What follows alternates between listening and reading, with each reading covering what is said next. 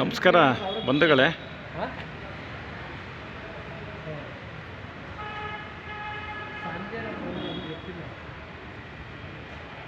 ದಸರಾ ಉತ್ಸವದ ಪ್ರಯುಕ್ತ ದೇಶದ 140 ಕೋಟಿ ಜನಸಂಖ್ಯೆಗೆ ನನ್ನ ನಮಸ್ಕಾರಗಳು. ಎಲ್ಲರೂ ಕೂಡ ನಮ್ಮ ಶ್ರೀರಾಮ ದೇವಾಲಯ, ಬಾರ್ಲೈನ್ ರಸ್ತೆ, KR ಬಡಾವಣೆ, ತುಮಕೂರು ಇಲ್ಲಿ ಸತತ 10 ದಿನಗಳ ಕಾರ್ಯ ಇಲ್ಲಿ ಚೆನ್ನಾಗಿ ನಡೆಯುತ್ತದೆ.